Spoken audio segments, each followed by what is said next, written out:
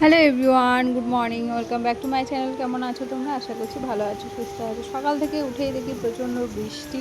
তো এই ওয়েদারে তো বাইরে বাজারে যেতে পারবে না। আজকে কী রান্না করব সেটাই ভেবে পাচ্ছি না। যে ঘরে চাল ডাল আছে ভিজিয়ে দেবো, কিন্তু প্রতিদিন খিচুড়ি খেতে ভালো লাগে না।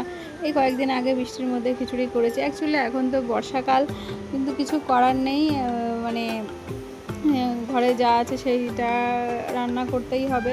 আর ঘুম থেকে উঠে দেন সমস্ত কাজগুলো করে ইভানকে উঠায়নি। ইভান ঘুমাচ্ছে, এখন থাক। তো তারপরে তোমাদের বাইরেটা দেখিয়ে দিই কেমন বৃষ্টি হচ্ছে। দেখো, তো বৃষ্টিতে একদম উঠোন উঠোন একদম মানে স্লিপ হয়ে গেছে আর কি। যাই হোক, রান্নাবান্না তো করতে হবে, খেতে তো হবে, তাই না বলো?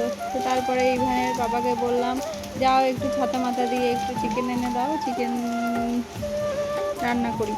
তো তারপরে ভাবলাম যে ঠিক আছে, দেখি কি রান্না করা যায়। সব কাজ সেরে বসেছি গরম জল খেতে। গরম জলটা একটু খেয়ে নিলাম, রান্নাঘরে আসলাম। আসার পরে একটু আলু ভাজা করছি আর রুটি করছি। আর সকালে টিফিনটা তো করতেই হবে, আগে গরম জলটা খেয়ে নিলাম, তারপরে রুটি আর আলু ভাজা করছি। ওর বাবা তো ততক্ষণ বাজারে গেছে চিকেন আনতে। আমি বললাম যে এসে তারপরে তুমি খেও। তো বললো ঠিক আছে। তো ততক্ষণে আমি রুটিটা বানিয়ে নিই। আর দেখি কী বাজার আনি, সেই বুঝে রান্না করবো আর কি। তো এদিকে দেখো দুষ্টুমি করছে ঘরের মধ্যে। এর মধ্যেই আমাদের রুটি হয়ে গেছে। রুটি আলু ভাজা ইভানকে আর ইভানের পাপাকে দিয়ে দিয়েছি। আর এই যে আর আমার জন্য কয়েকটা বানাচ্ছি, আমি খাবো এই জন্যই। আর রুটির সঙ্গে একটু আম কেটে দিলাম, আর ন্যাংরা আম কিনেছিলাম, তো সেটা দেয়া হলো। আর এদিকে দেখো চিকেন আর চাল ভিজিয়ে রেখেছি। আলু তো প্রথমে ভেবেছিলাম যে চিকেন রান্না করব, তারপরে ভাবলাম যে একটু চাল আছে ঘরে, তো সেই চাল দিয়ে অল্প করে একটু বিরিয়ানি বানিয়ে দিই, তো তাড়াতাড়ি হয়ে যাবে। বৃষ্টির মধ্যে খেতেও বেশ ভালো লাগবে, এর জন্যই। তো আগে পেঁয়াজে ব্রেস্তা করে নিচ্ছি, আর আলুটা ভেজে নেব, তাড়াতাড়ি হয়ে যাবে। তাহলে আলুটা আলাদা করে আর সিদ্ধ করতে হবে না, তেলে ভেজে নিলেই আর কি হয়ে যাবে। তো আমার সমস্ত প্রিপারেশন করা কমপ্লিট।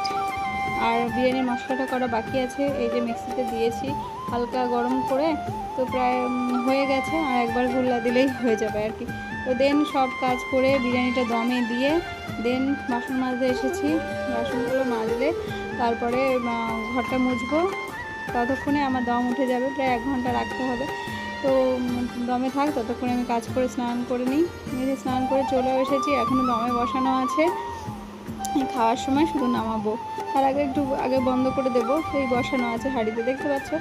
তো যাই হোক, আমি মাথা টাথা মুছে এই যে বিরিয়ানির হাঁড়িটা খুলতে এসেছি। দেখলাম যে হয়ে গেছে সুন্দর। আমার কোনো আটা দিয়ে সিল করতে হয়নি, অল্প বিরিয়ানি তো বাষ্প বেরোনোর কোনো ভয় নেই। তো সুন্দর দম উঠে গেছে, আর চালগুলো কি সুন্দর ঝরঝরে হয়েছে। দেন এই যে আমরা এখন খেতে বসে গেছি। ইভান তো বিরিয়ানি ভীষণ ভালোবাসে, আর একটু লাইট বিরিয়ানি করেছি। বাড়িতে বানালে একটু ঘিটা কম দিই, আর সাদা তেল তো দিই না, জাস্ট মাংসর মধ্যে যে তেলটা থাকে সেটা দিয়েই বিরিয়ানির আর কি টেস্টটা আসে।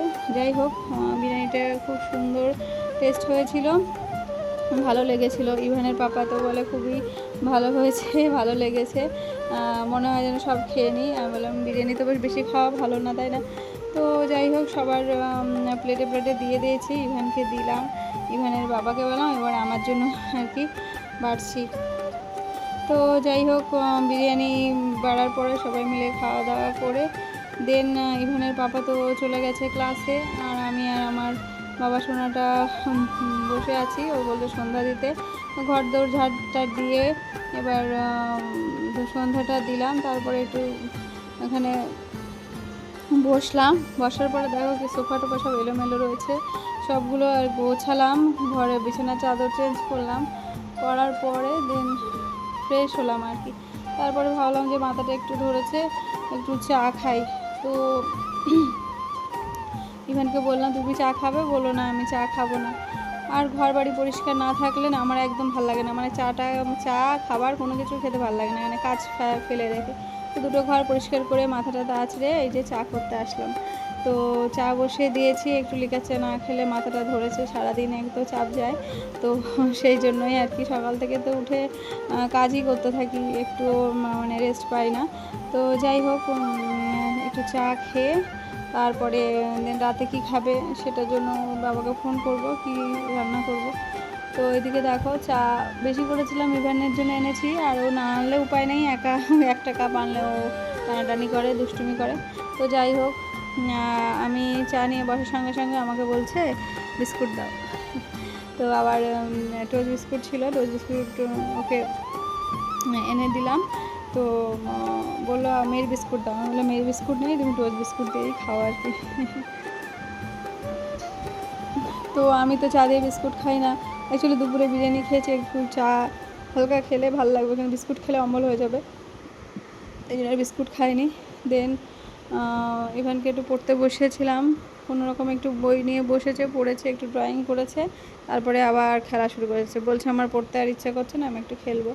ঠিক আছে খেলো। আর এদিকে দেখো কি সুন্দর করে খেজুর গাছ এঁকেছে বোর্ডের উপর উঠে, আর ওর বাবা চলে এসেছে, আর ও তো খুব খুশি, বৃষ্টির মধ্যে বাইরে যাবে। আমি বললাম না, আর বাইরে গেটটা তালা দিয়ে রাখি, তালাটা খুলে